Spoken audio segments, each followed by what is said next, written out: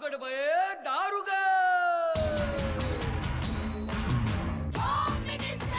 कोणाला बघ शाळेला उशीर होतो. आज कामवाली बाई पण नाही आली. पदरावरती सरकारीचा मोर नाचरा हवा. संसारातून वेळ काढून खेळ खेळूया नवा. मानतेकर पैठणी घेऊन आला. वहिनी उघडताना दा. रोज पत्रिका देणार.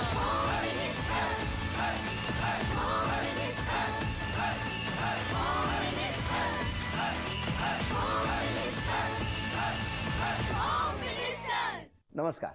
एक्सो डिशवॉश बार प्रस्तुत home minister powered by Fortune oils and फूड्सच्या या आजच्या भागामध्ये मी आदेश बांदेकर आपणा सगळ्यांचं मनापासून स्वागत करतो. आजचा हा भाग पुन्हा विशेष, कारण या भागामध्ये काही ना काहीतरी वेगळं असतंच. आणि तुम्हाला माहिती आहे की होम मिनिस्टर नवरात्रमध्ये दरवेळेला काही ना काहीतरी वेगळं घेऊन येतो. आयुष्याच्या टप्प्यावरती काही दिवस खूप महत्त्वाचे असतात, तर काही दिवस लक्षात राहणारे असतात. एक दिवस अशीच एक बातमी आपण सगळ्यांनी वाचली आणि संपूर्ण महाराष्ट्रच नव्हे, देशभर नव्हे, तर जिथे जिथे म्हणून वाहिन्या पोचतात त्या प्रत्येक घरामध्ये एक असं चेहऱ्यावरती दुःख आलं, डोळ्यात अश्रू आले. त्यानंतर पुन्हा काही दिवसांनी एक 6 महिन्याचा कालावधी लोटला असेल, पुन्हा एक बातमी आली आणि त्यावेळेला मात्र प्रत्येकाच्या चेहऱ्यावरती आनंद होता. म्हणजे एकीकडे आसू, दुसरीकडे हसू. हा प्रवास नेमका होता तरी कसा? मोनिका मोरे, एक हसती खेळती, तारुण्याच्या उमेदीनं भविष्याची स्वप्न रंगवणारी, मुंबईच्या SNDT कॉलेजमध्ये 11वीत शिकणारी मुलगी. 11 जानेवारीला एक अपघात झाला आणि मोनिकाचं आयुष्य बदलून गेलं. घाटकोपर रेल्वे स्थानकातून कुर्ल्याकडे जाणारी लोकल पकडताना मोनिका घसरून पडली. मोनिकाचा अपघात पाहून सगळेच थरारले. हा अपघात मोनिकाच्या आयुष्यात उलथापालथ घडवणारा होता. KM रुग्णालयात 8 तास चाललेल्या शस्त्रक्रियेनंतर मोनिका शुद्धीवर आली. रेल्वे अपघातात मोनिकानं दोन्ही हात गमावले होते. ज्या हातांनी आवडीनं मेहंदी काढली, ज्या हातांनी पावसाचं पाणी अंगावर घेत दंगामस्ती केली, ते हात कुठे गेले? हात गमावल्यानं मोनिकाची जगण्याची इच्छा जणू संपून गेली होती. पण मोनिका एकटी नव्हती. तिचे आई वडील आणि उपचार करणारे डॉक्टर तिच्यासाठी झगडत होते. KM रुग्णालय आणि अनेक स्वयंसेवी संस्थांनी मोनिकाला मदत केली. मिळालेल्या मदतीनं मोनिकाला कृत्रिम हात बसवण्यात आले. आयुष्यानं तिला पुन्हा हात दिला होता. या हाताने मोनिका लिहू, खाऊ शकत होती. हातांनी करावी लागणारी कामं तिला करता येत होती. गमावलेला आत्मविश्वास मोनिकानं परत मिळवलाय. पूर्वीची जीवन जगण्याची उर्मी पुन्हा परत आलीय. नव्या हातांनी जणू मोनिकाला नवे पंख मिळाले. तेव्हा काय घडलं असेल, काय जाणवलं असेल, त्या घराने कसं सोसलं असेल आणि त्याचबरोबर त्या घराने कसा आत्मविश्वास दिला असेल. मग त्या घराचा जो केंद्रबिंदू आहे ती असते माऊली, आई. आई सारखे दैवत साऱ्या जगतावर नाही. आणि मग आज आपण अशाच माऊलीचा सन्मान करणार आहोत की त्या माऊलीने ते घर कसं सावरलं असेल, त्या संपूर्ण घराला कसा एक विश्वास दिला असणार. म्हणून आजच्या या नवरात्र विशेष भागाची आजची आपली माऊली आहे, ज्यांचं स्वागत करणार आहोत, सौ कविता अशोक मोरे. आणि मग बोलता बोलता आपण आजच्या या प्रवासामध्ये मोनिकाला सुद्धा या गप्पांमध्ये बोलवणार आहोत. स्वागत करूया मोनिकाच्या आईचं, म्हणजे मोनिका मोरे यांच्या आईचं, सौ कविता अशोक मोरे यांचं. नमस्कार. नमस्कार. तुमचं बालपण कुठलं? गोवंडी आपल्या लिंबोणी बाग. कधी जमलं तुमचं लग्न? आमचं लग्न 95 मध्ये जमलं. 95 मध्ये? का ते काय लिंबोणीत आले होते? मग बोलवा मिस्टरांना, बोला, चला बाबांना बोलवा. या. नमस्कार. तुमचं बालपण कुठलं? माझा जन्म नेहरू नगर कुर्ला येथे झालाय. नेहरू नगर कुर्ला. आणि तुमचं जमलं कसं मग? ऍक्च्युली माझी मावशी ती गोवंडीला राहायची, तर एका डॉक्टरकडे कंपाऊंडर होती. या. हां, तर कंपाऊंडरचं काम करायची ती. तर माझी मावशी जायची त्या डॉक्टरांकडे, तर तिला आवडली आणि मावशीला. मावशीने आईला शब्द टाकला, काय? एक मुलगी चांगली आहे, मला बाळू बोलतात, बाळूसाठी बघायची का आपण? बर.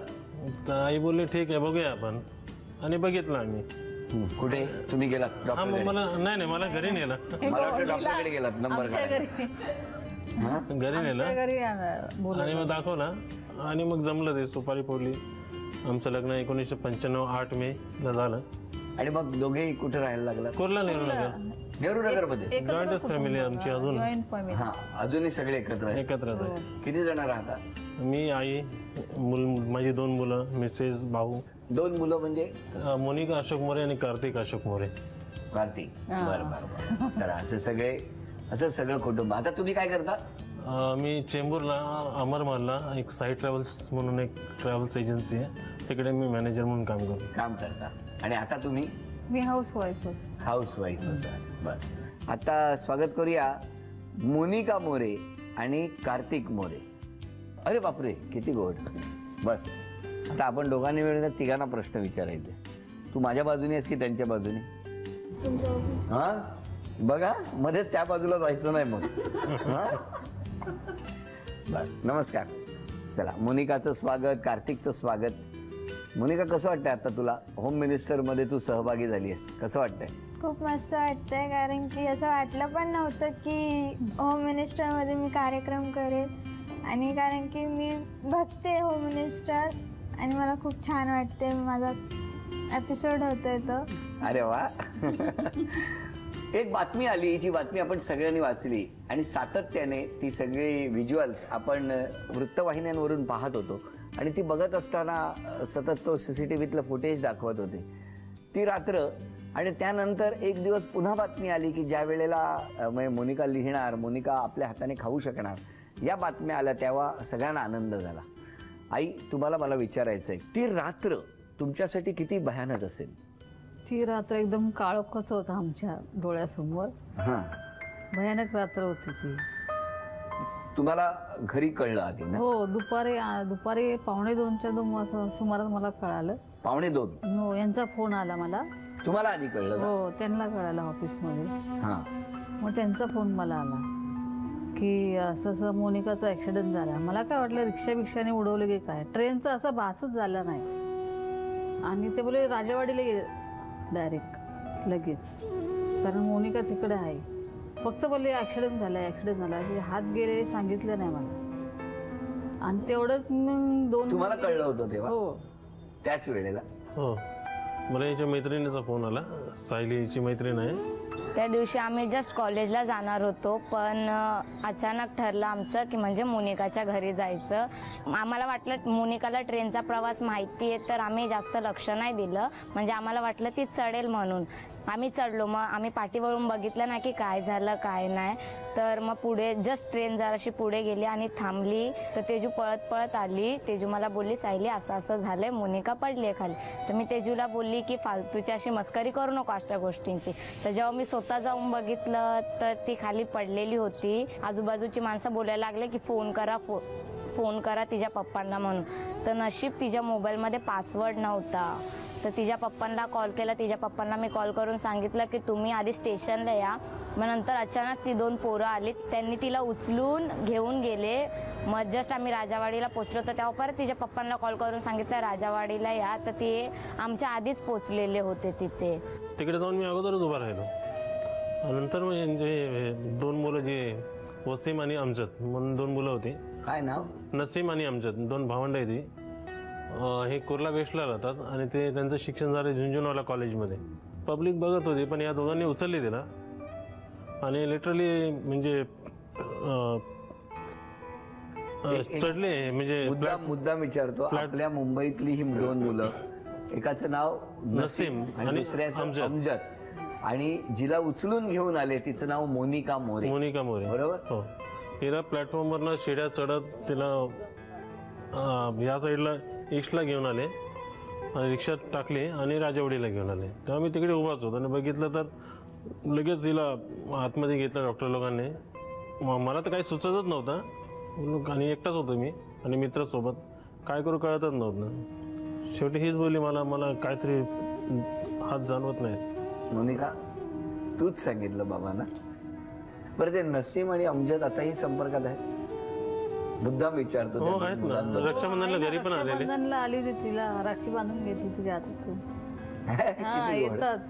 बरं मग तिथून सगळीकडे बातम्या आल्या हो सगळ्यांना. मग तिकडे लता मिश्रा मॅडम आहेत, मुंबई मिररच्या रिपोर्टर, मिररच्या. ते आणि तिथे घाटकोपरलाच होते. प्रशांत तुम्हाला ओळखतात चांगले. त्या दोघांनी एवढी हेल्प केली आम्हाला पटकन. म्हणजे इकडनं राजवाडीमधनं KM ला फोन केला, तिकडे सांगितलं तुम्ही लगेच ताबडतोब काय जे प्रथमोपचार लागतील तिकडे ते तुम्ही तयारी ठेवा. म्हणजे हात बसतील अशा उपचार. आणि त्या स्थितीमध्ये आम्ही इथं आईस बॉक्स घेतला, त्याच्यामध्ये हात ठेवले आणि निघालो आम्ही. 4 वाजता जवळजवळ निघालो तिकडनं. ते अंकुशराव होते, प्रशांत, ते बाईकवर सगळी ट्रॅफिक हटवत होते, त्यांच्या मागे आमची ॲम्ब्युलन्स. गेलो आम्ही, साधारणतः 5 वाजता पोचलो KM ला. आणि डॉक्टरांनी आतमध्ये घेतलं हिरा. नंतर मग त्यांनी काहीतरी 8:30-8च्या दरम्यान सांगितलं की नाही होऊ शकत, कारण हात अशा स्थितीमध्ये झालेत की काही कुठे मेळच बसत नाही त्या हाताचा, एवढे क्रॅश झालेले त्या अपघातामुळे. नाही पण मला म्हणजे हा प्रसंग तर फारच भयानक होता, कारण संपूर्ण महाराष्ट्र सगळा सुन्न झाला होता, सगळी घरच सुन्न झाली होती. त्या परिस्थितीमध्ये यांची काय? ही 24 तास हॉस्पिटलमध्ये, 24 तास 6 महिने झाले. म्हणजे 6 महिने हॉस्पिटलमध्ये आहेत. मी 3 महिने मी होतो, नंतर मी घरी आली. ड्युटीवर जॉईन झालो. नंतर मग दिवसभर कामावर आणि संध्याकाळी डायरेक्ट KM हॉस्पिटल. माझा डबा डायरेक्ट तिकडे द्यायचा, तिकडे जेवायचो, बाहेर झोपायचो, कारण लेडीज वॉर्ड होता, चान्स नव्हता. तुम्ही पूर्ण 6 महिने तिथे. मोनिका तू सांग आता, तू बोल. हो म्हणजे एकदम बाजूलाच होती आणि पप्पा पण म्हणजे रूममधून मला बाहेर सोडून जातच नव्हते, कारण की सतत रडायचे. तर म्हणजे पूर्ण हे वाटलेलं की असं होऊ शकत नाही, ते तसं झालं पूर्ण आयुष्यामध्ये. पण सगळ्यांनी धीर दिला, डॉक्टरांनी मेन धीर दिला. त्यांनी मला सगळ्या हाताचे व्हिडिओज दाखवले की हे बघ, हे फॉरेनर हात आहेत, तुला बसतील, तू हे सगळं करू शकतेस. आणि मेन प्रदीप भोसले डॉक्टर, त्यांनी मला खूप धीर दिला. सगळ्यात महत्त्वाचा प्रॉब्लेम म्हणजे तिचा सायकोलॉजिकल कॉन्फिडन्स, कारण मेंटली दोन्ही हात गेल्यानंतर इतकं डिस्टर्ब होतं की आयुष्यात पुढे काहीच नाही असं वाटतं. तर हा सगळ्यात मोठा इम्पॅक्ट असतो आणि ते तिला आम्ही कॉन्फिडन्स दिला.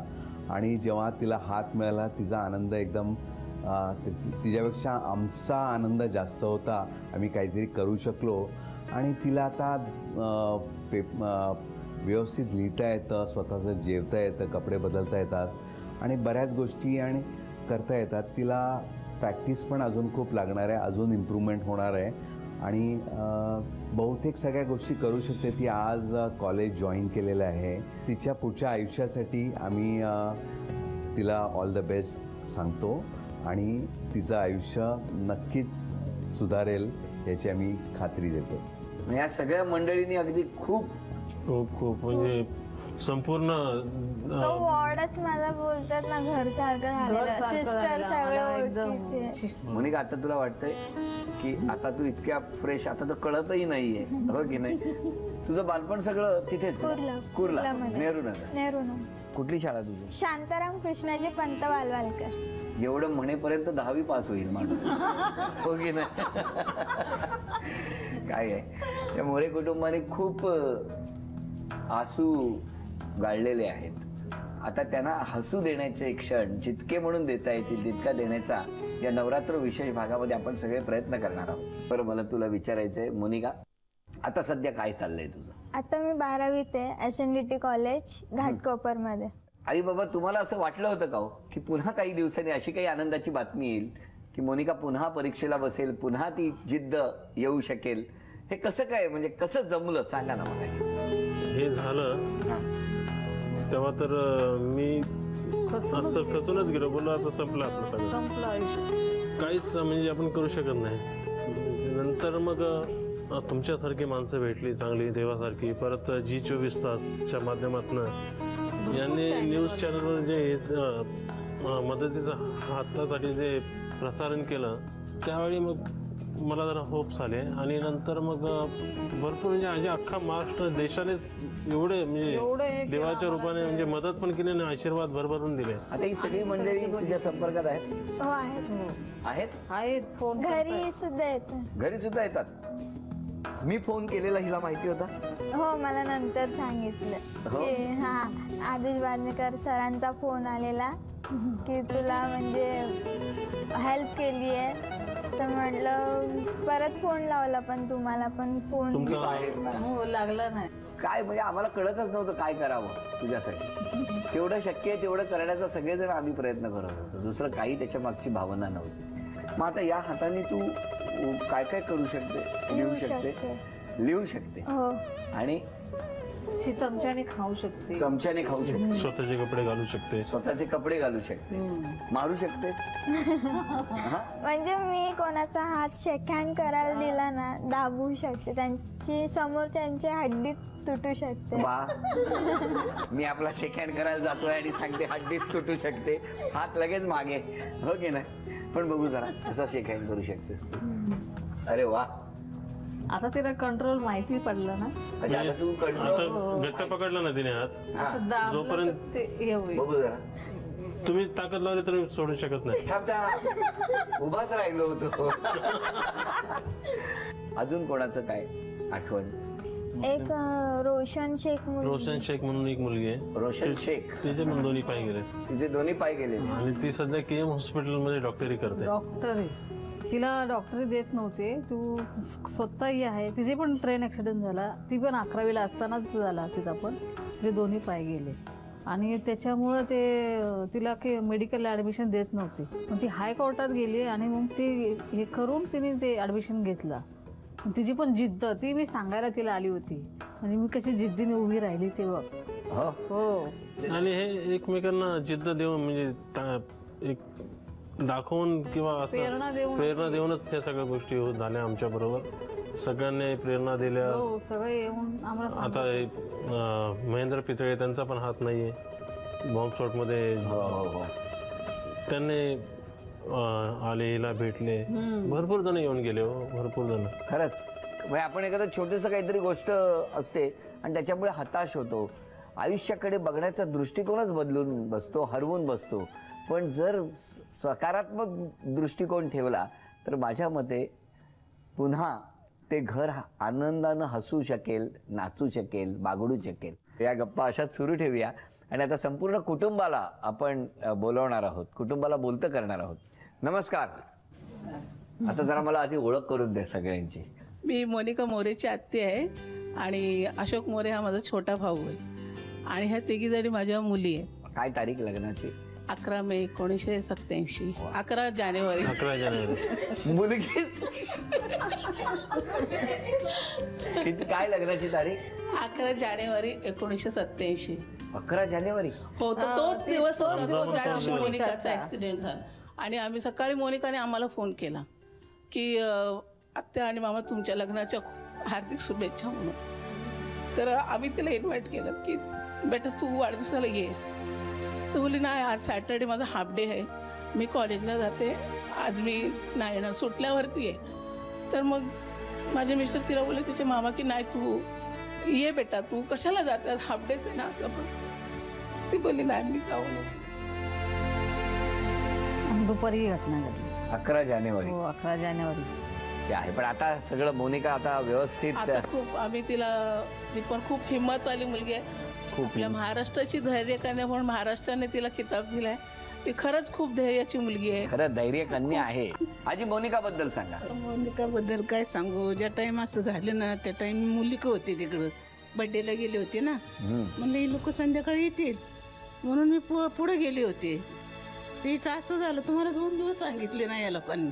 तुम्हाला 2 दिवसांनी हा, दुसऱ्या दिवशी मग लाडकी एकदम. मोनिका, मला तुला विचारायचंय की ह्याच्यात तेव्हा तू एक स्वप्न बघितलं असेल, ते स्वप्न पूर्ण करण्यासाठी आता तितक्याच ताकदीने तू धावणार का? हो, धावणार. कारण की म्हणजे माझं असं आहे की मला असा अपघात झालाय तर कसं दुःख हे करावं म्हणजे आता कळलंय. पण अशा ॲक्सिडेंट झालेल्यांना मी जाऊन धीर देईन आणि त्यांना हेल्प करेन, ही माझी. होम मिनिस्टर आजचा हा भाग आणि या भागात आज तुम्हाला असं वाटलं असेल की आज कुठलाही खेळ नाही, काही नाही, कारण हा नवरात्र विशेष सन्मानाचा क्षण. आणि आज सन्मान करणार आहोत मोनिकाच्या आईचा. पण त्याआधी संपूर्ण कुटुंबाला आपण इथे आल्याबद्दल झी मराठीकडून ही भेटवस्तू. आधी तुला नमस्कार, धन्यवाद. आजी, ही भेटवस्तू झी मराठीकडून. नमस्कार. हवं आहे तुमच्यासाठी. नमस्कार. मोनिकासाठी झी मराठीकडून ही चिंचपेट. कसं बघायचं? एक्सो डिशवॉश बार यांच्याकडून कविता वहिनींना म्हणजे मोनिकाच्या आईला ही भेटवस्तू. तथास्तु पुणे यांच्याकडून ही पैठणी.